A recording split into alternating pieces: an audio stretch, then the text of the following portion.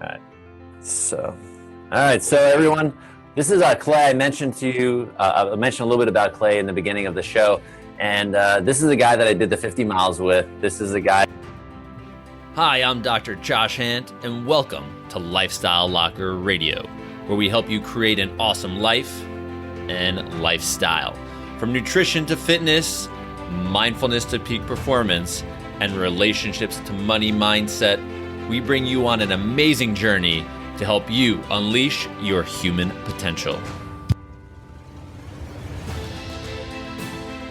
We want to let you know that this episode is brought to you by the 3065 Lifestyle Program. You can check all the details about this program in the show notes.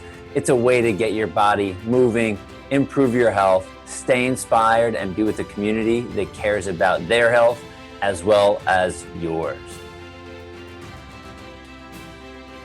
Hey everybody, I want to welcome you back.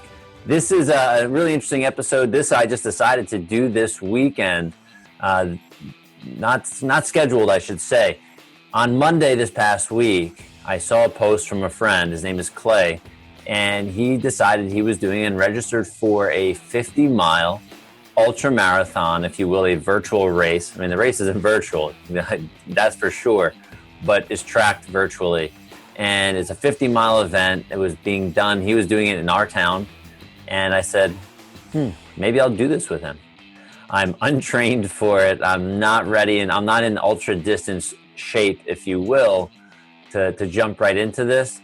But I said, you know what, I'm going to do it because every time I think about doing something hard, I go back to one of my favorite books of all time called Can't Hurt Me with David Goggins. And one of the things he talks about is the discomfort zone. And the discomfort zone is where growth happens mentally and physically. So I said, you know what, I'm doing it. It's a 12-hour event, 50 miles was our goal for the 12 hours. And I said, okay, well, here we go. So I got one run in during the week just to really run the course and add a little extra mileage just to move my legs a little more since it's been some time.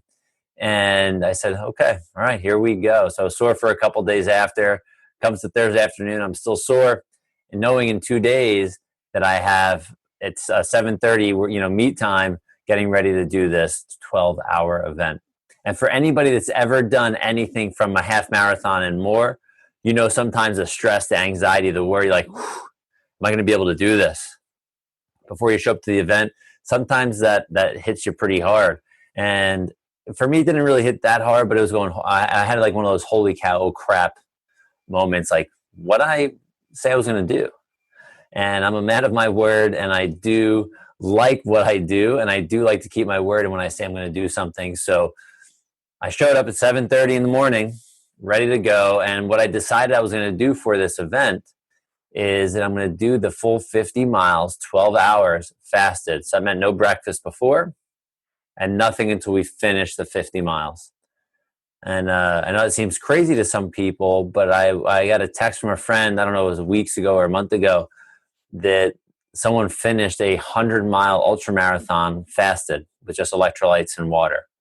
And I said, interesting. If this guy can do 100 miles and break some mental, physical barriers, but also shows the power and the strength of the human mind and the body, that's 100 miles, people, right? 100 miles of not moving. Most people don't like to drive 100 miles.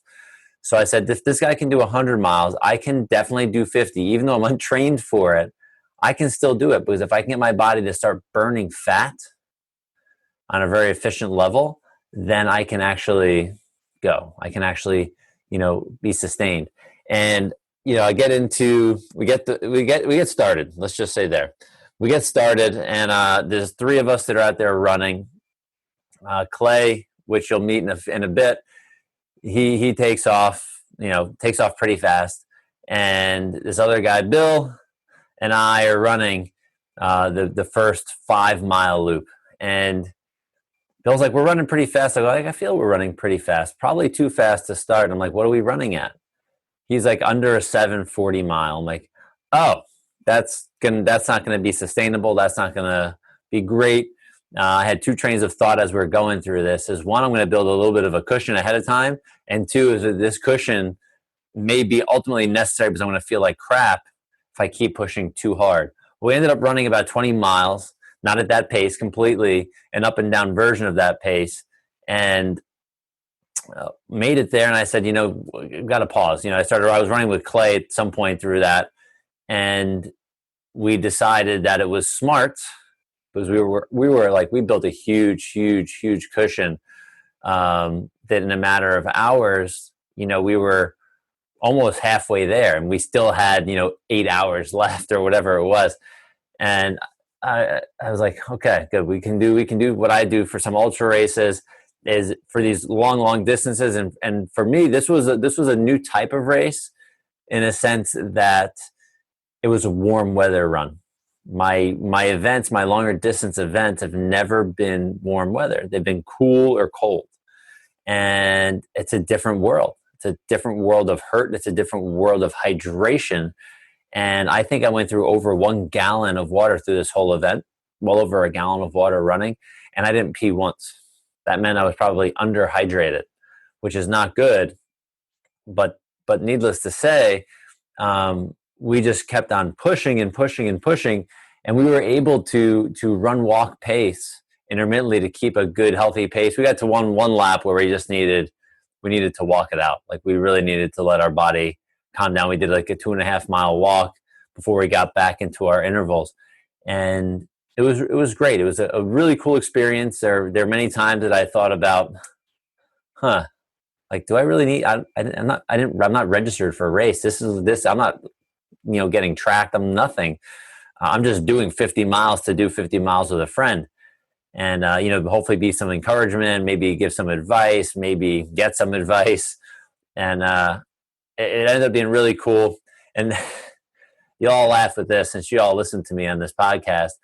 We're going through this thing, and Bill's there, and I think we had one other guy. And we had friends and people show up intermittently throughout the day. And Clay got quiet. He was like walking, maybe like 10 feet behind me as I'm power walking.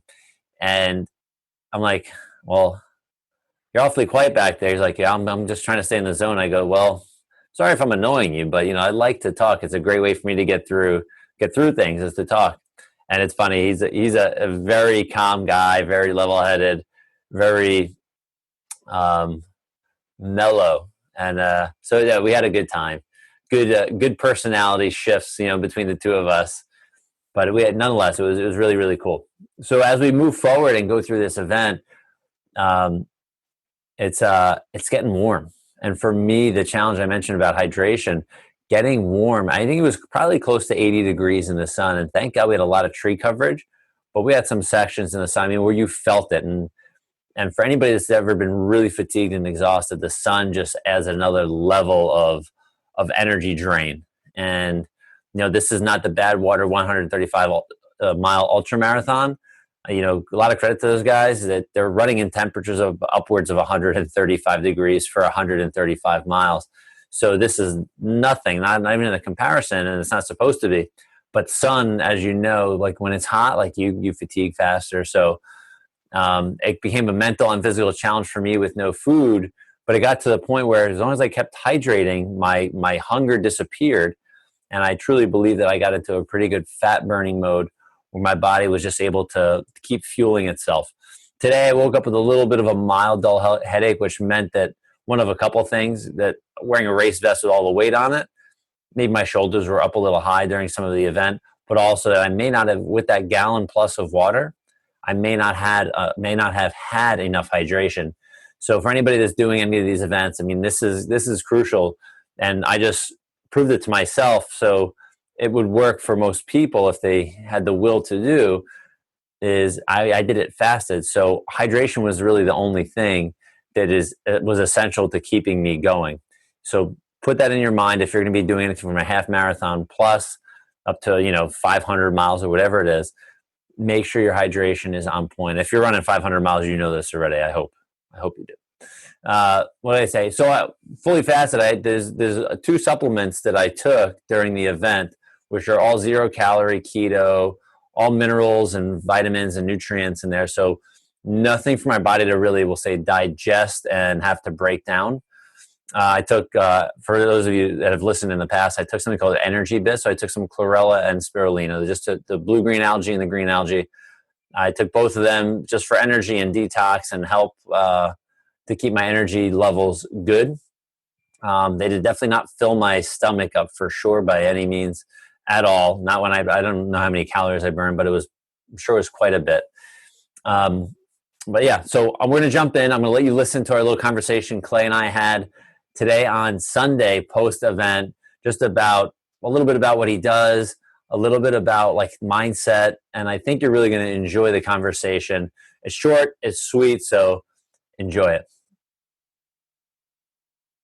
All right, so everyone, this is Clay. I mentioned to you, I mentioned a little bit about Clay in the beginning of the show, and this is a guy that I did the 50 miles with. This is a guy that's, happened to post something on Facebook that I unfortunately happened to see on Monday. And I said, yes, I'll do it. So Clay, welcome, man. I'm glad to have you on the show. And I'm just curious, is it, I know you're into doing crazy things, but this was your first 50, like full straight shot 50 mile? It was my first 50-mile run or 50-mile sort of trail run race without a multi-day sort of obstacles mixed in. I've done longer distances, but over multiple days, mostly carrying weight or trekking, over mountains and things like that. So it's a very different animal when you're trying to get 50 miles in a 12-hour clip, and you're running a good portion of it. I'm not a marathon guy.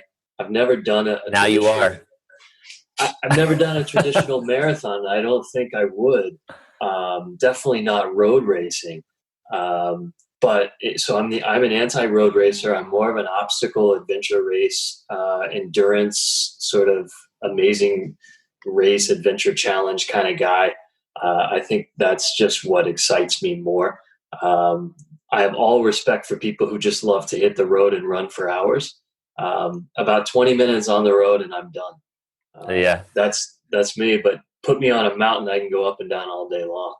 Yeah. So give the audience, because this is interesting, because I kind of can morph in between both. I'm more of the we'll say the runner than the old obstacle course guy. Though I have done a few events in my lifetime with obstacles, and I do think it's a lot of fun. And I've done your stuff you've done at the gym, and that's how we connected. And I found out like, oh, this guy does crazy stuff. He teaches some obstacle course racing. I gotta meet this guy.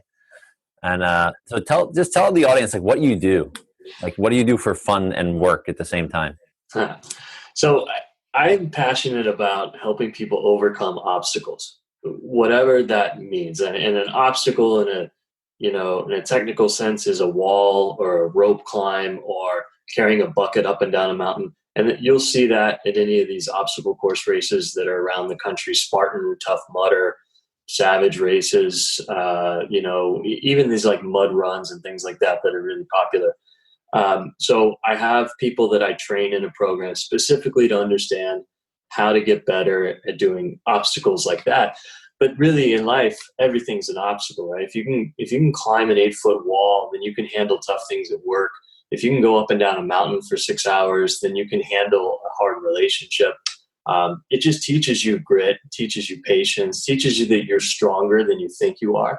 And I think that's the thing that I've learned I just happened to learn it through obstacle course racing, which turned into multi-day adventure racing, is that you're so much stronger than you think you are. You just have your own limitations set. And most people just believe their own limitations. They don't think they can do hard things. But the only way you get better at doing hard things is to do hard things on purpose. To make yourself uncomfortable on purpose is the only way to get better at being uncomfortable. So, I did all these things myself to try to get to my limit. And then after I got up to the Spartan Agogis, the Spartan Ultras, and then the Spartan Death Race, I sort of hit the peak for me. I mean, I could keep going into these insane things, but I sort of got to the point where I thought, I had more or less hit my limit, and I wanted to help other people figure out, okay, if they're on the couch now, where's the next point that they can hit their limit? It might be a 5K race. And then if they're doing 5Ks, maybe it's time for a 20K challenge, whatever that looks like on the road or on a mountain or, so then that just became something that's important to me. And I have a program at a gym outside of New York City, where we have walls and ropes and buckets to carry around. It's just another type of fitness class, but you're using your whole body. It sucks. There's things that you would never normally do in a gym, and that's what I love, because it's kind of, for me, it's kind of boring to go in a gym and just pick up weights and do the machines. But you can take a bucket and run around the gym with it, and then climb a rope, and then jump a wall, and then bear crawl the length of the gym and back. Yeah, people think it's bizarre. We definitely get a lot of people like you who are just doing like the regular machines, looking at us going, what are those guys doing? But that's the allure of it. It's a total functional fitness that just gets you uncomfortable on purpose. But on the weekends, I'm doing Spartan races up and down the mountains. I'm doing multi-day events where I've got teammates and we're performing missions. We're doing special ops stuff. It's to build character, teamwork, grit. It teaches you a lot about yourself that I think I would have never known had I not done these things before.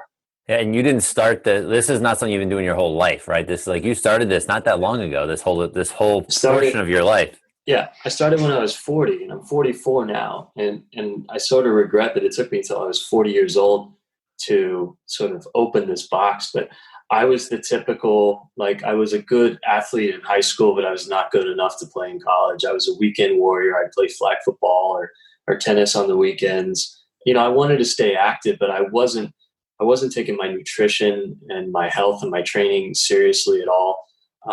And I'm not a pro athlete. I have a real job. I run a company just like everybody else. I don't have all day to do this stuff, but there is a way to just think about it better, to be more educated, to be more disciplined. So you can actually be a very healthy, very fit person with the time that you would normally spend just messing around with fitness. And yeah, you have to dedicate a little bit more time to doing these fitness challenges and these races. But, whatever you have that's important to you, you'll make time for. People do that all the time. Maybe I watch less movies than everybody else. Maybe I just spend a little bit less time doing a bunch of other things. But in the long run, when I'm 60 and 70, I don't think I'm going to regret these choices I'm making now. Yeah, and I know people that are listening right now are going, I know this guy's young, but they don't realize you have 4 kids? 3 kids, 3 daughters. So you have 3 kids, which is, most people are going, okay, fine. Okay, he is a busy guy then, for real.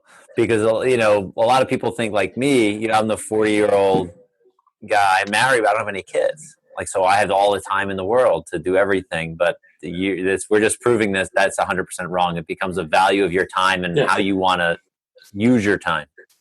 Well, it's even more powerful when you get your kids into it, right? Your kids are going to follow your example, not what you say, but what you do. And even if they don't do it, they're going to look up and respect the example that you set. So taking it more seriously, I get my kids out on race courses. I get my kids up and down hikes and mountains. And they don't always want to do it. They complain about it. But at the end of the day, they value it. They understand it's important. They respect it. It gets them sort of challenging themselves in their own ways. We don't force them, but they do it. And we just want to model a healthy lifestyle to them. But we want to teach them too that they're stronger than they think they are, and they can push limits for the rest of their lives. And they're going to keep getting stronger if they keep pushing their own limits. And that's the main thing we want to teach them, whether that's work, whether that's relationships, whether that's finding a passion in life. Too many people just take a passive approach to life and just say, I'll just sort of deal with what comes at me. And that's no way to think about a life plan. You have to go out and make your passions. You have to pursue those things. You got to deal with things that come at you, but you can't just sit back and be a victim. Like in COVID, people just, I can't do anything. Well, that's not true. You just have to shift the things you can do. Yeah. I think it's neat, me finally was kind of, and I said this in a Facebook post just today or maybe last night, I don't remember, like it's cool to find people that do things that are maybe crazier than you may want to do, or they push your buttons or push your limit. And it was neat that, me being at the gym, I was running to the gym, work out, run home, do all of this stuff. And then I happened to be there one day, like when I saw the wall it was built, like, and I'm like, okay, they're doing something. I started to see posters and stuff up for Spartan. I'm like, all right, who's running this thing? Like I like doing crazy things. Like I'd see how to participate. And it's really neat that if you truly want to find something or you want to better yourself, people show up in your life that it can help take you there, and it becomes, we'll call it opportunity. And a lot of people just go, nah, we don't have to do that. But if you take that extra step, like, I didn't know you from anything, right? Yeah. Right? Like, I didn't know who you were. I just walked up to you in the gym, or I don't remember how it worked. No, same thing. Somebody was like, "Hey, you gotta meet this guy over here. He runs 100-mile races." And I was thinking, man, that's insane. Like, I don't know if I want to meet this guy. That's insane because he's probably gonna pull me into some crazy thing he's got going. But there's always people who do different, crazier stuff than you. People say to me, like, "How do you do this stuff? That's insane." I say, well, because there's lots of other people who did it before me, who got me inspired to do it. And then there's still, I do some crazy stuff, but then there's guys who do stuff that's 10x what I do. Of course. It's possible. They do it. They weren't born like superhuman. Yeah, they were born with certain qualities, certain muscle mindsets, certain fitness levels, but then they took it to 5x more, right? Mm-hmm. I mean, it's not that you're judged off of what the world's best endurance runner can do. You're judged off of what you're doing now versus what you can be doing, right? Everybody starts where they are. And if you can go 3 times further, tomorrow than you did today, then that's it. And that's your gold medal. Doesn't matter how your 3 times further compares to the next guy, right? Yeah. Because next guy may be just sort of slacking it, right? And yeah, he can do a lot more than you, but you worked harder to get there, and that's what matters at the end. You're not going to be a world-class runner. Most people aren't, but you can get more out of your runs than the world-class runner is getting out of his if you just keep pushing your own limits. So yeah, you and I talked about this. We read about these guys who do 500-mile races and eat pizzas and cheesecakes while they run, and they've just mastered everything about their body, their mechanics, their nutrition, and they've gotten to a level that very few people will ever get to. And yeah, I don't think about that and think, man, I might as well give up because I'm never going to be there. And I think, man, my next challenge is the hardest thing for me, so I'm going to go get that. Yeah, so let's go back about just more than 24 hours ago. We were in a parking lot getting ready to start our 12-hour or 50-mile journey. What were your thoughts like when you showed up, like you're ready to go? I know you had your bucket, you had your food, you had your fuel, you're ready to go. Like, do you have any fear, any worry, any doubt in yourself or anything like that when you showed up? Yeah. Maybe a little bit of everything. I definitely planned to get it, but it was definitely enough of a challenge that scared me a little bit. I knew if I didn't show up prepared, that I would risk failure. If you don't feel a risk of failure in the challenge you're going for, I really think you're missing it. If you only set out to do things you're confident you can accomplish, then you're missing that growth opportunity. And if you're failing at things, it means you're trying hard things, and that's great. So there was a lot of preparation that went into it. There was some trial and error. There were some things that didn't work for me. There were some things I learned 3-4 hours into the race that were different than what I thought, so I had to adjust. Your pickle juice was fantastic. Yes. I needed that because I got some cramping going on that I don't normally see. 4 hours in, I was cramping in my calves where I'd normally go 10, 12 hours before I'd feel something like that. So there's always an opportunity to learn when you're doing different things than you do. So I was excited about it. I was fairly confident, but I knew that I had to stay sort of on my toes and keep adjusting and changing my plan as I needed to. And I did. 4 hours in, I had to change my plan for the rest of the day to be able to get through it. And it was great. Yeah, no, that's really great for people to hear, because I know, with myself and my experiences in my running, which is not very long lived, I think almost 4 years at this point, or 3.5 years. Yeah, you have to be very adaptable to every minute of a run or every minute of an event or a walk or a hike, because you don't know what's going to happen. And if you feel sore, you're cramping or whatever it is, it's like, okay, pause, breathe. What do I have to do this? Not think of every excuse to, right now I can stop. Yeah, you got to listen to your body to some degree, right? There's always the mind that says, hey, we don't want to do this anymore. we're tired, and you got to ignore that, right? Because that's just a nuisance, right? Your mind is weak. It wants to stop when it gets uncomfortable. So you got to blow by that. But you do have to listen to your body when things start cutting out on you, when you start to lose muscle function, when your body is cramping, that's a warning sign to take care of something, to get more salts, electrolytes into that area so it can keep going. And yeah, you have to take everything that you've learned going into a race, but then you have to listen to your body and your warning signs during the race. That's where a lot of people get crossed up. And that's just preparation and research and learning. And then it's training when you go out and you see what works for you, what doesn't work for you. You can read all the articles, but then it may not work for you. You got to experiment. You got to find what works for you. And that's a lot of the fun of the challenge, is finding that out. Totally. So we'll fast forward straight. Yeah. So let's fast forward to the end. Like our last 5 miles, 7 miles is we're like running at this point and going. Did you have, when we started to get to that point, like where we were really like mentally feeling it, where I was talking your head off and you were just like, you had to stay in your zone. Like, were there any thoughts? And I only bring this up because I know everybody that's done maybe even a half marathon, they've questioned themselves, and they're afraid to maybe I'm afraid to push to that like 15K or that 20K or a full marathon.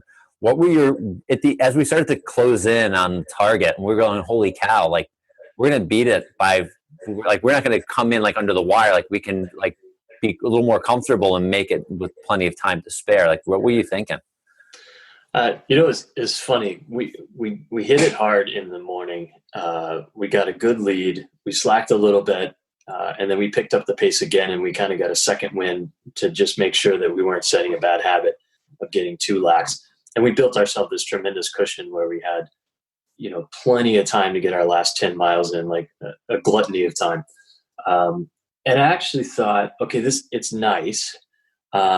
Yes, the body was aching. The body was sore. Every step was a little painful, and that wasn't going to go away no matter what the circumstance was, whether we were running it or chilling or whatever. But I thought two things at the same time. One is, okay, we're going to get this. There was sort of no anxiety over whether we're going to get it or not. So that felt good. We had friends join us, which was nice for some encouragement and talking and things like that. So that was actually a pleasant way to end the day, because we had people alongside of us. But I did feel like I wanted to feel that sense of like urgency at the end, that adrenaline of like, get it done and finish strong. And we didn't necessarily have that. We didn't need it. And so a part of me sort of missed that adrenaline rush at the end. Like if we had to get it done under the wire, if we had to pick up our last lap and make it one of our last fastest laps to be able to get it in, I think would have been fun. Not every race is the same. And sometimes that's just not how it plays out.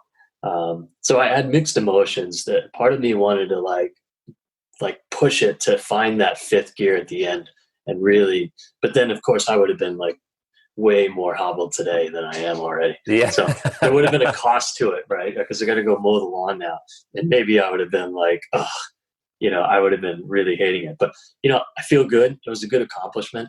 And I feel like, okay, the 50 was done. I didn't kill myself doing it. I'm not that sore today. We didn't need all the time that we had. So that just means like now I'm going to have to do something harder, right? Because it didn't kill me. So now the what's next comes up, right? And that's the great thing about doing these things. Once you hit it, then your mind goes, okay, well, what's next? I know I can do that. Like I did it. I accomplished it. So now it's not a hard thing for me anymore. If somebody said, let's go do 50 miles, I would say, I don't know if I want to do it. But there's no part of me that would think I can't do it or that it scares me anymore. So now the bar keeps moving up. And that's the great thing about these things. Every time you do it, the bar keeps moving up. Now you're stronger and you are. And then your limit just keeps getting higher and higher. And that's how you grow into being somebody who does crazy things all the time. Yeah, no, that's so cool. So just for everybody to know, I'm going to drop Clay's links, for the obstacle course racing company. Just so for those that are interested, please just check it out. It'll be in the show notes. You can definitely connect with him. And he does events all over the world. So you may be able to stumble across this guy doing something, who knows, in like Mongolia or Australia or who knows where. Like doing a 500-mile like hike with 50 pounds on his back. So connect with Clay, cool guy. I was glad I'm glad I've been able to connect with him, and it was cool to be able to be pushed a little bit beyond where I really wanted to do. Like I thought I'd be like, I'll show for the 50. I'll probably go like half the day. And then as we started to go, I'm like, there's no way. There's absolutely no way I'm stopping now. Just because I'm like, this is so cool that like we built a cool friendship, and now it's almost like, all right, let's push each other. We can make this happen. And I talk in the health world, like community equals immunity. I mean, community this way can really help you push beyond your comfort zone, and really helps you push beyond, like as David Goggins says, getting into your discomfort zone is where the growth happens. And I was like, I'm all in. That's it. Game on. Let's just do it. And it was a blast. I'm glad we got to hang out for 12 hours or so and enjoy beating ourselves up. Yeah, right on, buddy. So I hope all of you enjoyed that episode of Lifestyle Locker Radio. That was a Discomfort Zone 50-mile race that I did with my buddy Clay. Make sure you do go and check out the 3065 lifestyle-based program. That's the sponsor for this episode. $5 a month, just at $5 a month at a minimum, you can be part of an amazing community that will get you hooked up with health, fitness, and friendship that will last a lifetime, because people that want to be involved in their health, it's great to be in the same tribe. So check out the 3065 program. I know you're going to enjoy it. And also make sure you do check down in the show notes, check out Clay, his program, his obstacle course racing program. I think you'll totally dig it.